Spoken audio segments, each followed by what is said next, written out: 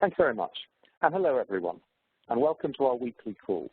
I'm Rupert Watson, Head of Asset Allocation, and I'm going to start by giving a brief update on the economy and markets.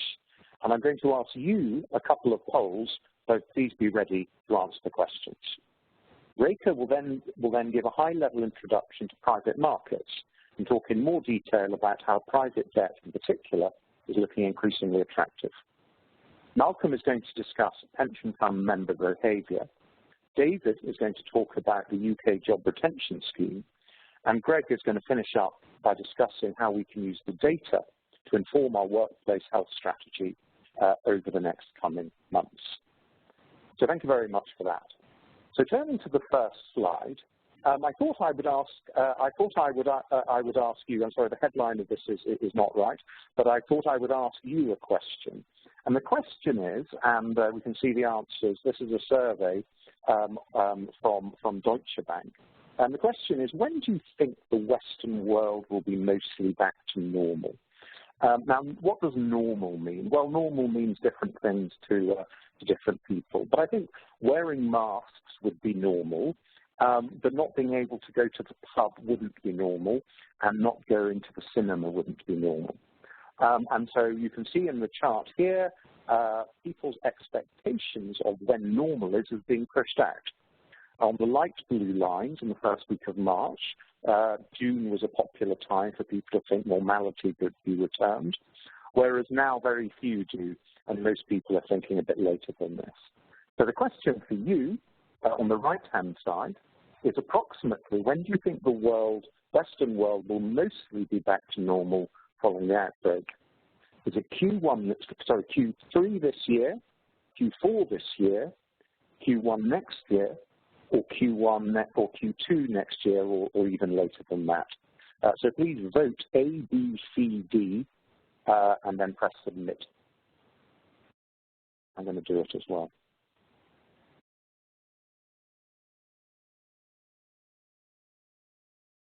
So I'm told this will take about 10 seconds or so for the answers to come up. In terms of things going back to normal, a number of countries, oh, that's interesting, a number of countries have already started to set the stage for some kind of return to normality. But it isn't completely normal, of course, so they're only talking about letting perhaps some school children go back to work, in Austria and in Denmark and other countries. And we're not looking at a full open up for quite some time. And what governments will be watching is how successful those open ups are and whether they lead to a further wave of infection. Now, we've had our results, which hopefully you can see, is that no one thinks Q3 this year. In fact, the most popular one is Q2 next year or later. I personally went for B, Q4 this year, but I did so without a huge degree of confidence.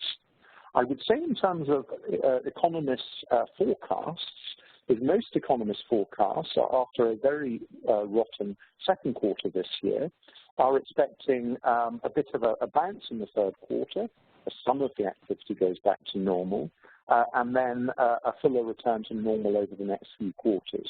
So I would say that economists' forecasts are a bit more optimistic, at least than the people listening, you and indeed me answering these poll questions, or of course who really knows what mostly means. If we turn to the next page. Another question that is sort of, on the back of people's minds is, over the next 5 years or so, are we likely to see deflation or inflation? Now, in practice, of course, we might see, it might be somewhere in between. But there is an argument both for inflation and deflation over the next 5 years. You could argue that coming out of this crisis, business confidence will be pretty rotten. Some businesses will have to take on a lot of debt. That will mean they'll have to spend ages paying it back.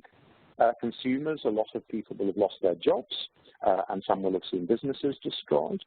While governments themselves, having spent massively in the current period, will have to start cutting their spending, and therefore the world might face almost a decade of austerity. And in that, if you're of that view, then we could be looking at prolonged soft growth, and therefore deflation being a distinct possibility. The other alternative is that perhaps things on the virus front, treatments, vaccines, perhaps improve the situation. The global economy, after an exceptionally weak period this year, starts to get into its stride next year. And with the support of lingering support from governments, from central banks, and really from everyone desperate for a strong economy, we see a strong pickup in growth. Central banks allow their economies to run hot. That helps with the debt situation as well, and we move into a somewhat more inflationary period over the next 5 years. So the question is, over the next 5 years, are we more likely to see inflation or deflation? And I'm sorry I took away the option of don't know, but I think nothing wrong with the answer, don't know. I think that's my best guess, but I'm not allowing it. I mean, I think over the next year or two, what we've seen thus far is most definitely likely to be a deflationary environment. We are likely to see unemployment at high levels, but for some time to come, it's not going to be a good time for wage growth. Wage growth is likely to be soft. Those hoping for a pay rise in the next year or two might well be disappointed.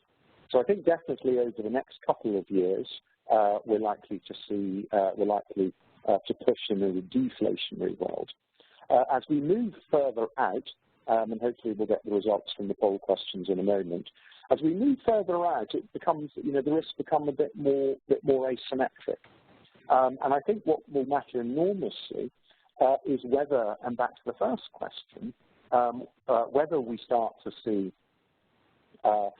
some kind of return towards economic normality towards the end of this year, or whether it lingers into next year. Because if it lingers into next year, then many businesses that are coping at the moment might struggle to cope next year, and we might see a much more prolonged economic downturn than even the one we are expecting at the moment. So as I think as we push further out, it increases the likelihood of inflation. But I think probably the most likely outcome is that inflation will stay at or below targets, certainly on a 5-year view, but who knows 5 years out to 10 years. And I'm afraid I haven't been able to pull up the answers you've all given, but I will email those answers out when we send you the results. Now, if we turn to the next page, I'll just very briefly, because I'm running out of time, comment on financial markets. Markets as a whole are waiting to see what happens next, when the startup becomes, how comprehensive it is, whether it's successful, whether vaccines and treatments work well, whether they don't. And so markets have been a bit of a holding pattern. Our yield and investment-grade bonds that we've spoken about in past weeks, which we still like, have generally performed well. The markets are waiting for the next trigger, and economic data is generally, and our financial markets have generally been a lot more stable over the last couple of weeks. We turn to the next page. The one exception to this, which you'll no doubt have seen in the news, is the price of oil. So this is the price of oil going back to 1970. And this is the front-month contract, so traded on an exchange. And you can see it, spent a lot of time to the $10, $20, then with a big upturn in the noughties, financial crisis, then a decent recovery, and then we fell back to sort of 50 mark where we've been. And then in the space of 2 days, it went to negative 40. Well, what does that mean? Does that mean you could actually have ever bought a barrel of oil at minus $40? Well, for a brief period of time, yes, but this is not in the UK, you couldn't. This is for a contract that trades in the US and settled in the US on Tuesday. And basically, the US is out of storage capacity. There is nowhere where you can put it. And so, as the contract went into expiry, and people who held it were saying, well, I don't want to take delivery of 1 million barrels of oil. Lots of other people saying, well, I don't want to take delivery either. I've got nowhere to put it. And so they sold. And bizarre as it may seem, that pushed it down to minus $40.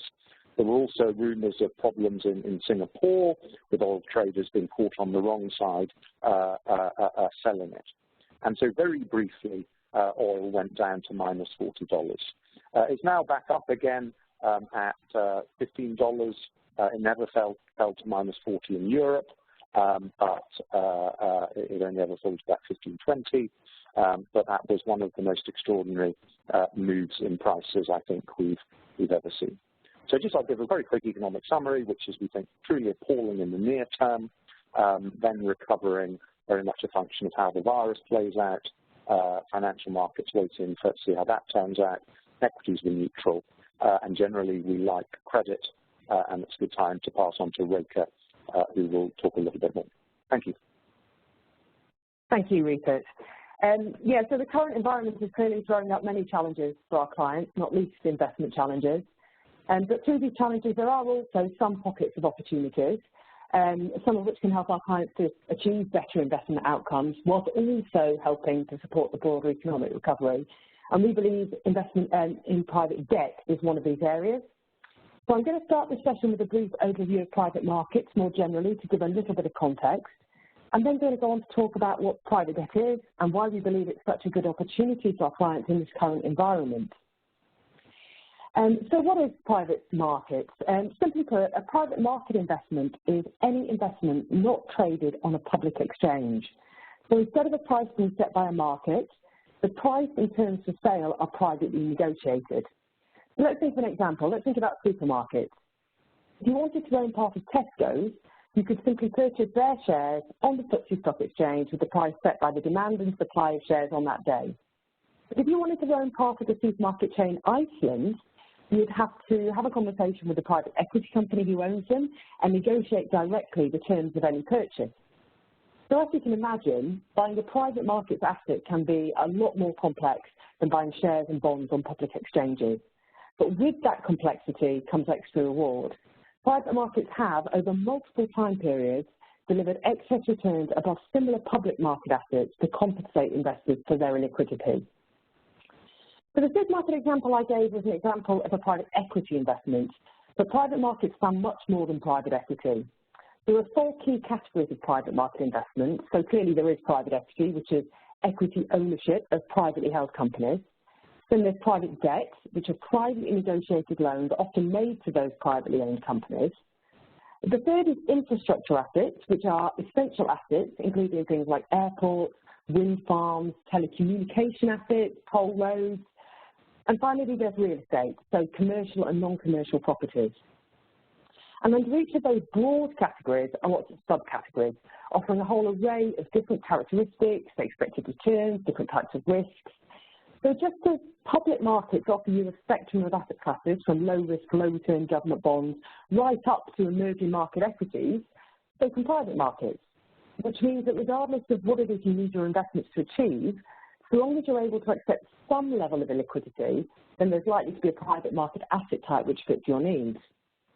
So moving to the next slide, focusing on private debt.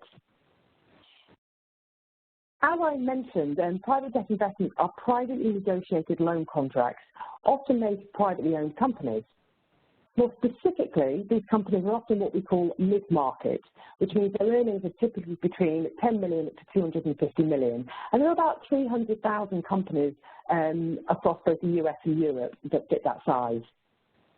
In normal conditions, these companies will need loan financing for a whole range of reasons: acquisitions, refinancing, growth capital, or perhaps as part of a private equity acquisition.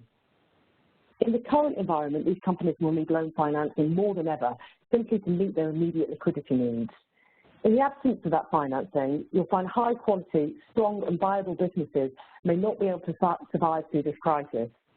But with flexible and tailored loans, these businesses can be maintained while the crisis continues and then rebuild themselves as we move into the second half of the year.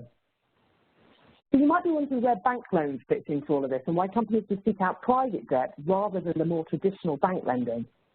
Well, bank lending to mid-market companies has been declining in Europe since the global financial crisis and actually since the 1980s in the US.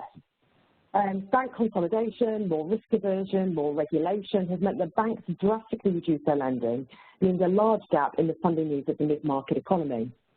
And even when those banks are willing to provide lending, the loans typically take a long time to arrange and can be very prescriptive in their terms. So companies who need speed and flexibility and tailoring in those loan contracts are looking to other partners to provide constructive support at the right time to their organisations.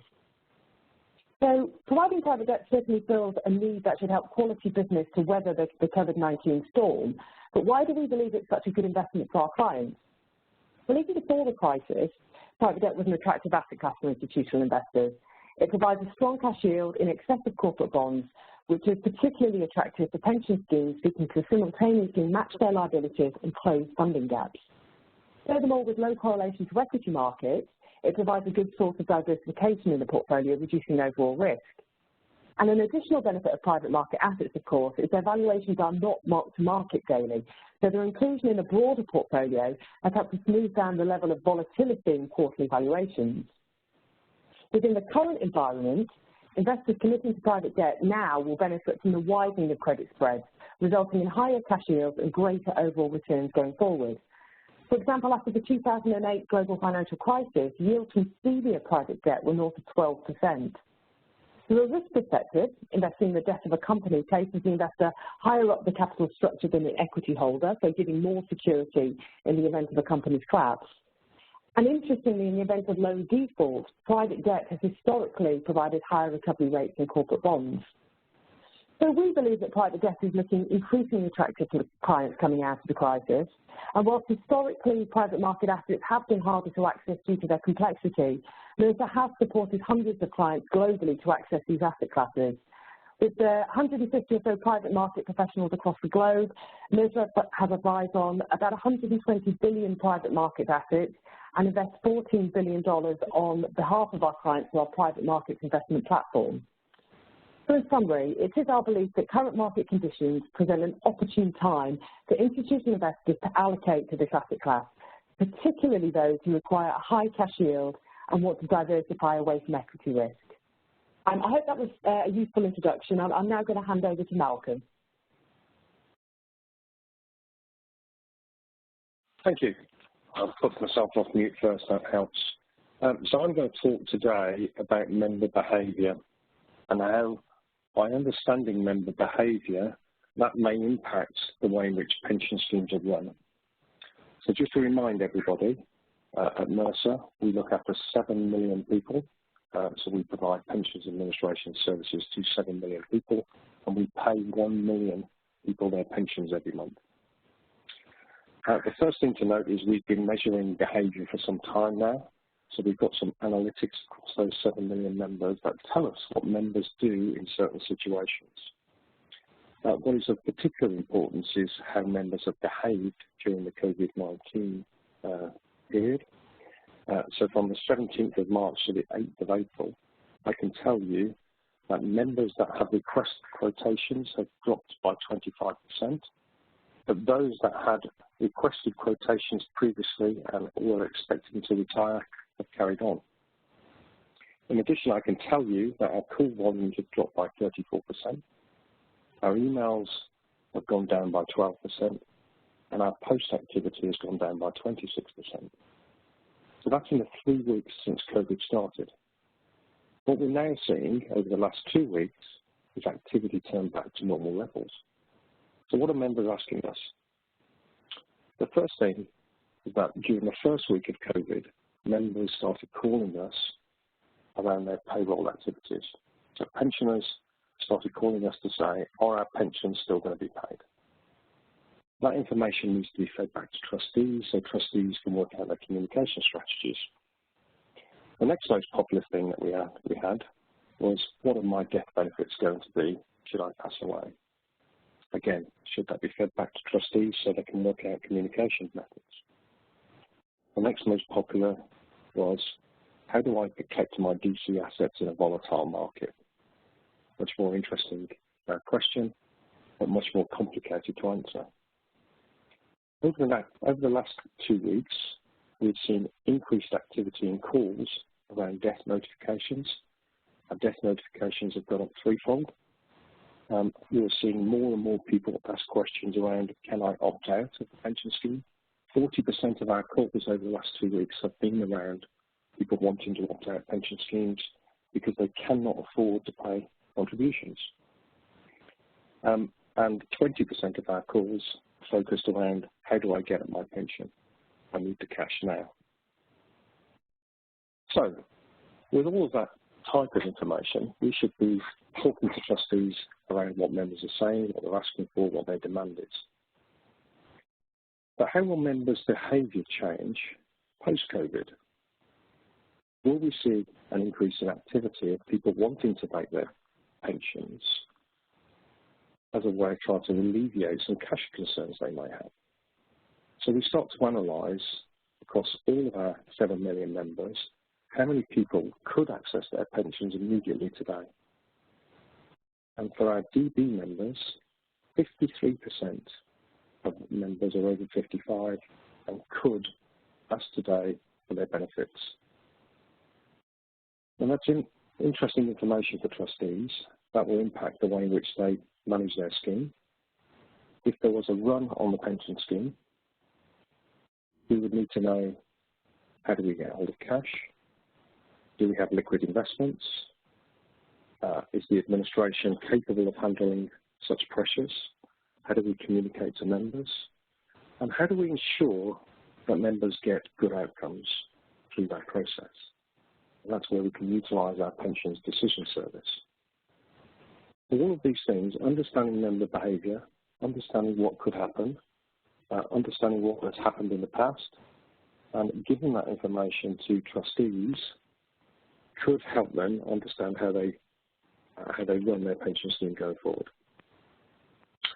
The goal here for me is to make sure that Mercer trustees have sight of members over 55, have sight of what could be happening, so we can actually start to build effective pension scheme strategies.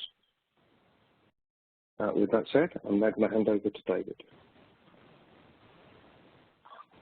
Thanks, Malcolm. So if we go to the next slide, yes. So I'll talk a little bit about the job retention scheme and some of the insights that we're getting at the moment from some of the practices that are going on. So in the UK, we don't really have a sort of legal framework around temporary layoffs. So the concept of furloughing is pretty new to us. I've certainly seen it in previous recessions as a short-term measure, organisations turning around to their employees and saying, you know, will you take some time away now and we'll give you some of your salary. So the concept was there, but the government clearly introduced the job retention scheme as a way of compensating employers so that they would retain their employees at this time. I think it's pretty well known, the fundamentals of the scheme. So 80% of pay, capped at $2,500 a month, so salaries of $30,000. And pay would need to look at any other, base salary and any other compulsory payments, but the government's also supporting national insurance and elements of pension contributions. The scheme was effective for 3 months, now effective for 4 months, so it's running from the 1st of March to the end of June, and then we will take stock to see whether the programme will continue beyond that period of time. It's worth looking at the government's website because there's lots of small print. You can have people on furlough and coming back to work, but they mustn't work whilst the organisation is receiving the compensation. It's pretty much open to all employer types. It's pretty much open to most contract types in terms of different workers. And you could, for instance, have somebody who has 2 jobs who is claiming the company for one of those jobs might be claiming back the job retention scheme payments whilst they're still working for their other company. So there's lots of nuances and puzzles, but so it's worth having a look at that. The thing to remember is that people are still employed whilst they're on furlough. So they still have a contract, and it is fundamentally a voluntary arrangement. So it is important to consult employees and agree to change with them in terms of what else you might cover whilst they're on furlough. And they're still protected by employment legislation. So if, in regards to who you select, you do need to think about equality and discrimination laws in this process and whether you would agree to provide benefits. So then the portal opened for organisations to make claims on the 20th of April, and we saw 140,000 applications in that time, and covering over 1 million workers. And that's prompted people to think that really there is quite a lot of money that's going to be spent through this, covering something like 8.3 million people.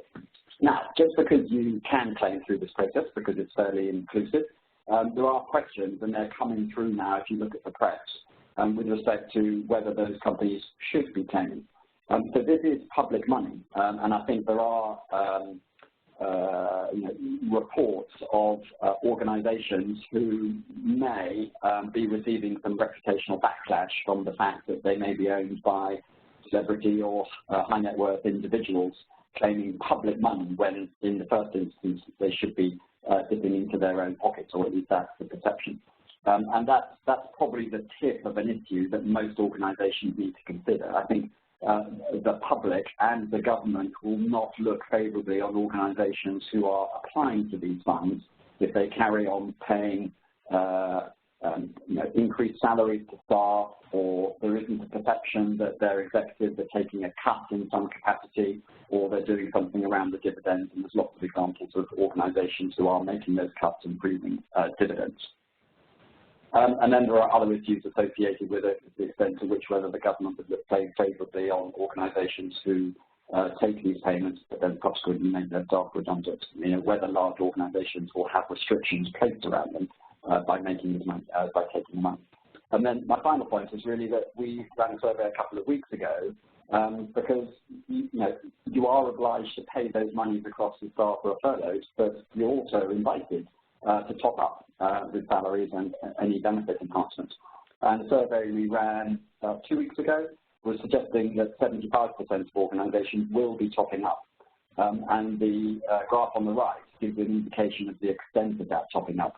So if you look at the up quartile line at the top, it would appear that at that level, organisations are topping up to a full pay position.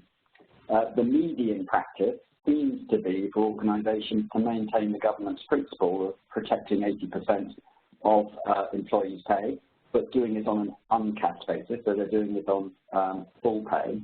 And then the lower quartile practice is to broadly follow the job retention scheme payments. So whilst it is protecting pay at 80% for people earning up to 30,000, it is capping and therefore becomes a decreasing proportion of that person's income.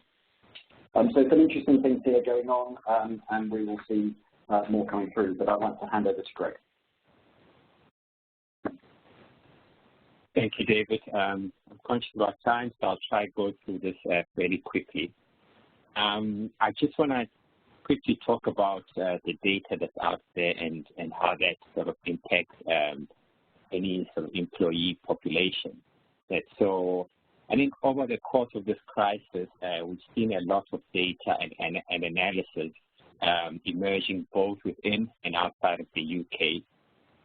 Some of this has been at a pretty high level, such as the confirmed number of COVID cases, the number of deaths, etc.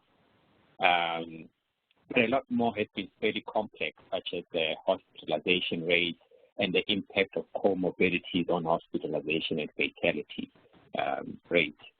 I think what is important for us and for all our clients is what all of this means, and specifically what it means to our individual clients, to our individual employee population, what we should be doing about it. It is worth mentioning at this point that I think the actions taken by the UK and many other governments across the world in response to this crisis are starting to pay off in terms of flattening the curve, and will ultimately reduce the number of cases and deaths, hopefully in the coming weeks. So, but I think as the UK Chief Medical Officer yesterday pointed out that until a reliable vaccine or an effective antiviral treatment is developed. And that is likely not to be within the next 12 months, or probably at least 12 months away. Some version of social restrictions will need to continue for the foreseeable future.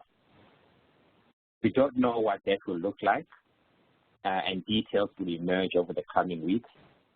But at Mercer, we are trying to use the data we have on our client populations together with the external data to help inform what we should be doing and how the next sort of 12 months plus will look like. Now, as an example, if we are able to use our data to map out the demographics of our client population and start to understand where the high-risk groups are. So if you look at an example, the top right, we are able to see by location how many employees and, in fact, their partners and dependent children, families are in the high-risk age groups. We are also able to see on the bottom right how many have at least one of the specified high-risk comorbidities, which ones they have, where these people are located in the country, how old they are, their genders, etc. This information is extremely valuable because it will help inform some of the strategies and some of the strategic choices that employers will need to make in order to manage the transition of the workforce over the coming months. A lot is still uncertain, but we are looking at ways we can use the data to navigate areas such as workplace strategies for at-risk populations.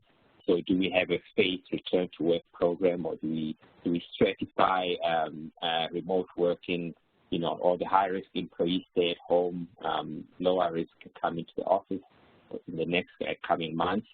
And at the back of that, how do we restructure any sort of benefit and employee benefit and compensation packages? From a PMI and a life insurance income protection point of view, what benefit choices do we make for our clients and for ourselves over the coming year? Do we advocate the use of more telemedicine, online GP options? What happens when test kits are rolled out? How do we source those and distribute those? These are all very complex questions that we're going to need to look into over the coming couple of weeks and months. There isn't a single answer for all employees, but I think understanding the data that we have, the data that's out there, and understanding it in the context of our own population will definitely be key in informing these choices that we need to make. I will now hand back to Rupert just to close it.